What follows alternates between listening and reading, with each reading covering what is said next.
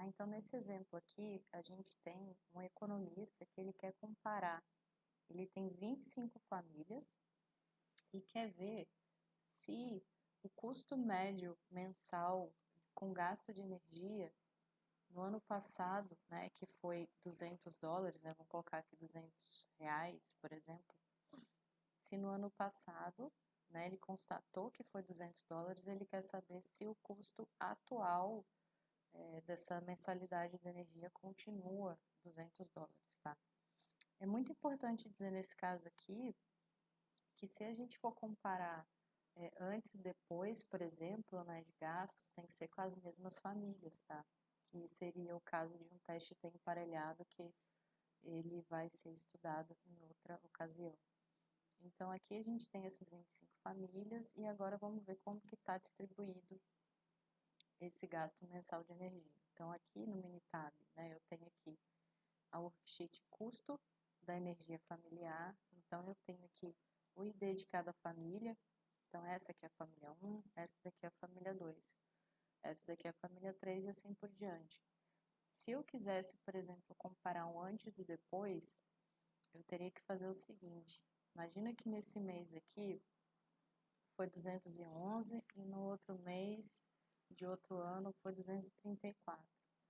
Eu teria que fazer um teste que compara o custo da energia da família 1 versus o custo de energia atualizado da família 1, tá? Eu não posso comparar, por exemplo, o custo de energia da família 3 antes com o custo de energia da família 1, tá? Só para a gente entender. Esse conceito ele é chamado de amostras dependentes, ou seja, eu dependo que eu tenha o mesmo indivíduo aqui no antes e no depois. Como não é o caso desse exercício, vamos apagar aqui. Então, a gente vai fazer o quê? Uma estatística simples, né? A gente vai fazer um teste T. A gente tem uma amostra aqui de tamanho 25, então eu não preciso fazer o teste Z, porque o teste Z é para amostras superiores a 30, né? Então aqui, e como eu também não sei qual que é o desvio padrão, então eu vou utilizar o teste T. Eu venho aqui em estatística básica, e peço então o teste T para uma amostra, porque nesse caso ainda eu não vou comparar um antes e um depois de cada família, eu vou comparar simplesmente se aquela família, para esse ano, ela continua perfazendo, na média aí dessas 25 famílias, se elas continuam perfazendo o gasto mensal de R$ 200 ou dólares. Então, eu venho aqui no teste T. Aqui eu tenho as opções, se os dados estão sumarizados, que não é o caso, ou se os dados estão em coluna. Então, eu venho aqui eu tenho a coluna do ID da família, e aqui eu tenho a coluna do custo de energia. Eu vou selecionar, então, o meu objeto, né, minha entrada dos valores, que é o custo de energia. Seleciono aqui para realizar o teste de hipóteses, e minha média hipotética, então, eu quero testar se é R$ 200. Nas opções, eu escolho aqui se eu quero o nível de confiança 95, 99, 90, né? Que ele dá um nível de significância de 5%, de 1% ou de 10%, respectivamente. Aqui, como default, eu vou deixar 95, que é o mais usado.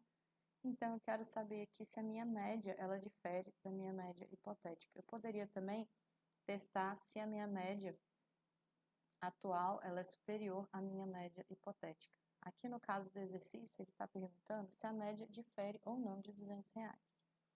Então, a gente seleciona aqui, dá um OK, e vamos ver o que ele está falando aqui. Ó. Aqui eu tenho a minha quantidade de indivíduos, a média daquele ano, o desvio padrão, o erro padrão da média e o intervalo de confiança. Né? Para esse grupo aí de famílias, com 95% de confiança, eu tenho que os valores vão entre 266 e 394, tá? Então, vamos ver aqui a minha estatística de teste. A hipótese nula, eu marco sempre como a hipótese da igualdade. É muito importante a gente ter isso em mente. Então, a minha média populacional, né, estimada pela minha média amostral aqui da tabela, seria igual a 200. E na alternativa, eu tenho então que ela é diferente de 200. Como meu valor de P deu inferior, a gente vai fazer o quê?